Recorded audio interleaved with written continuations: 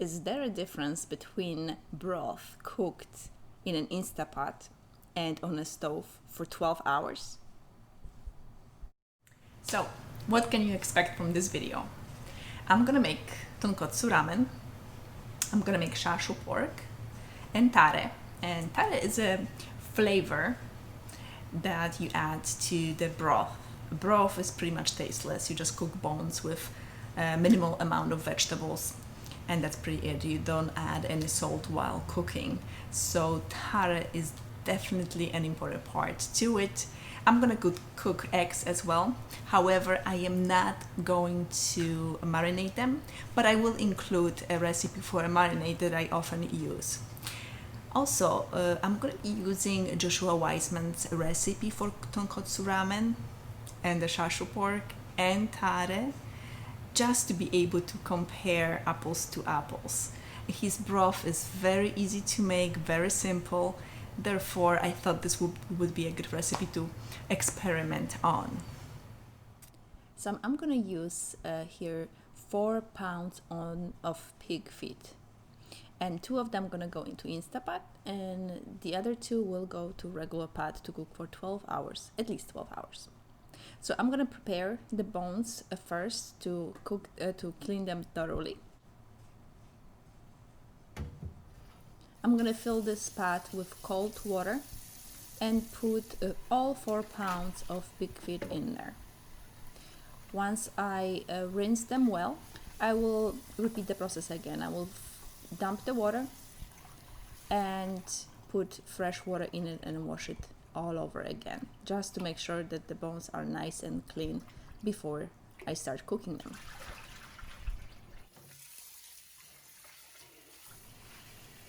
After I'm done, I'm filling this pot with water, just enough to cover the bones, and I'm putting it on the stove and covering it, and I'm gonna wait till they boil.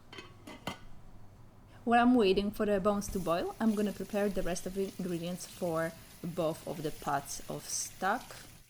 Green onions, I have a little bit of ginger here, 2 shallots and 1 big onion. So I'm gonna split the ingredients in half so I can have them in both pots.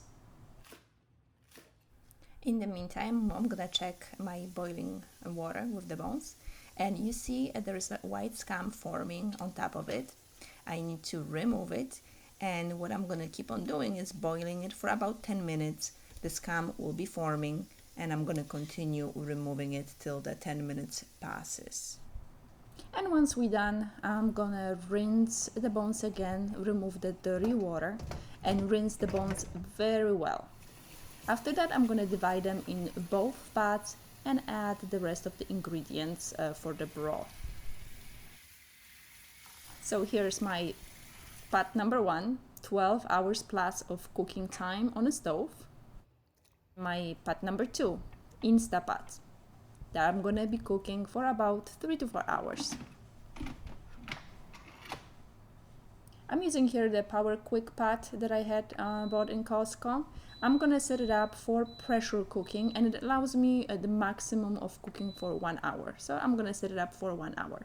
I'll repeat this process by turning it off, waiting 20 minutes, releasing the pressure. Here you go, this is how it looks after 1 hour and 20 minutes. And I'm going to put it back on for another pressure cooking hour.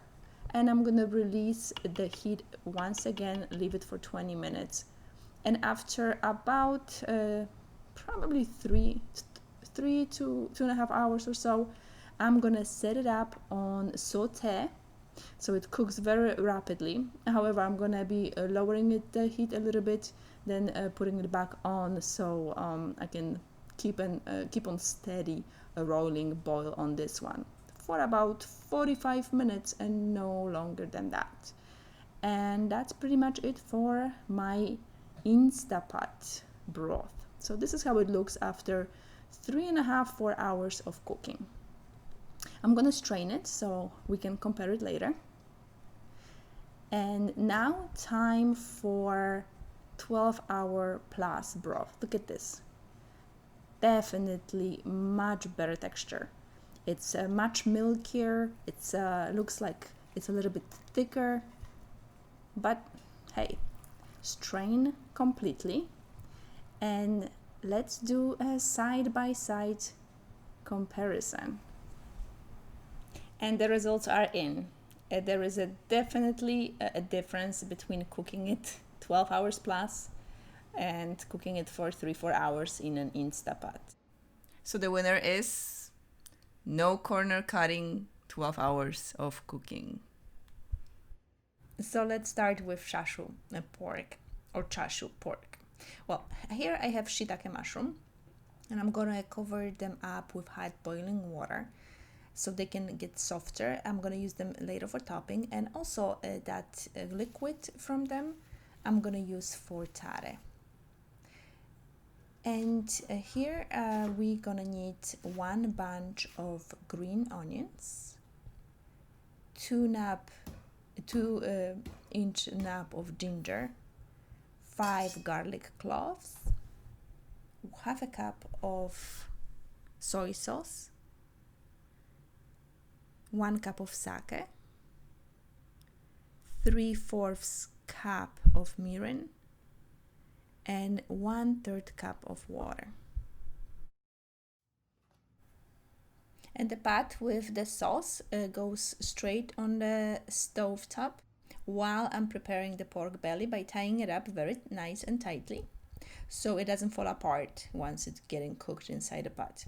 Now, once I'm done with that, I'm going to put it back in the pot, cover it up, preheat the oven to 300 degrees Fahrenheit, put it in the oven for 3 to 4 hours. I like to turn it around every hour or so just to make sure that the whole meat is covered evenly with the nice sauce mixture. And this is how it comes out after about 3.5 hours. Now, because I was so impatient and I wanted to eat it right away, I cut it when it was still hot. But a lot of people make it much easier on themselves by putting it in the fridge first, make it cold. Once it comes out, it's much easier to cut. But nonetheless, it was delicious. And next step is tare. So I'm gonna start with listing the ingredients below here in description. And I used this very small pot, put kombu flakes. These are very small, but if you have big ones, probably maybe 3 sheets. Just you have to use your judgment on that one. I covered it up with water and heated it up on a stove, but make sure that you don't boil it. You just leave it like in a way scalded. It's nice and steamy just like this, but it's not boiling. Cover it up and let it steep for about 15 minutes. After that, I added here probably half a cup of bonito flakes. Those are like very fishy flakes. And I covered it up again, let it steep for another 5-10 minutes. After that's done, I poured the liquid through a fine mesh sieve and I put it right in a bowl. To that, I added 3/4 cup of soy sauce, 1/4 cup and 2 tablespoons of mirin, and that 1/4 of a cup of shiitake mushroom soaking water. And I'm also gonna add 1/4 of a cup about chashu braising liquid. I think it adds definitely flavor. Now, time to prepare my toppings. So here I'm gonna use gnocchi mushroom, shiitake mushroom, some bean sprouts, and green onions. I boiled some water for my eggs. I put those eggs into hot boiling water, but not boiling so hard, just very light boil. I set them for 7 minutes to boil. Once they were done, I put them in ice bath for them to cool. Now, we have all the ingredients ready and we're ready to assemble it. And because I like to improvise with every single recipe that I make, I like to make it my own. And most importantly, I like my ramen spicy. So I'm gonna show you what I did with this recipe. So I added here about 3 tablespoons of miso, and to that I added probably about a cup of the tare that I prepared before. And a little disclaimer, this is basically my experimenting on flavors, so you may or may not like it. You can do your own experimentation by even adding some sesame paste or anything pretty much that you like. This is completely free to experiment. I want to highly stress that because we all have different flavors, we all like different things.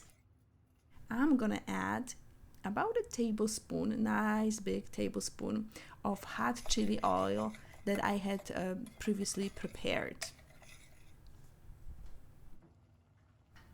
So I cooked my concoction for about a couple of minutes or so, and after that I added my tonkotsu broth.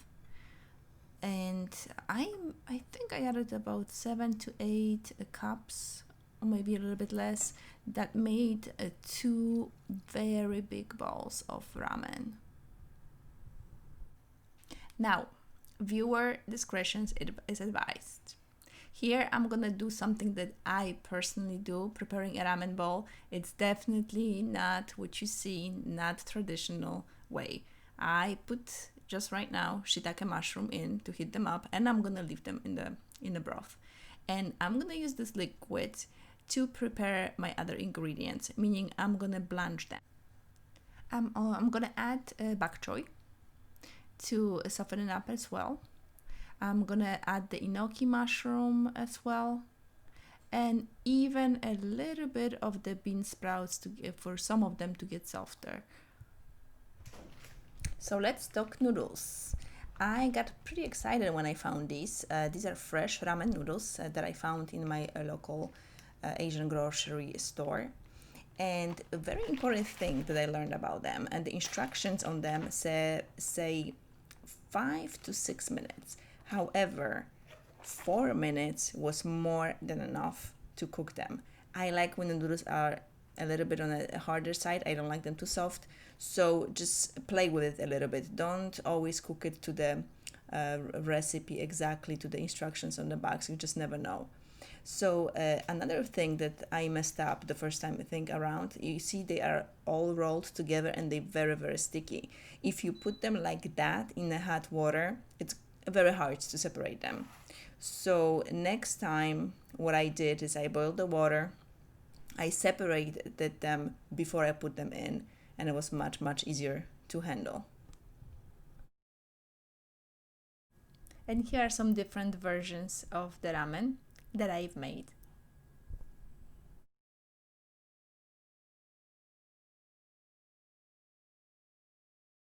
If you like this video, please click the like button.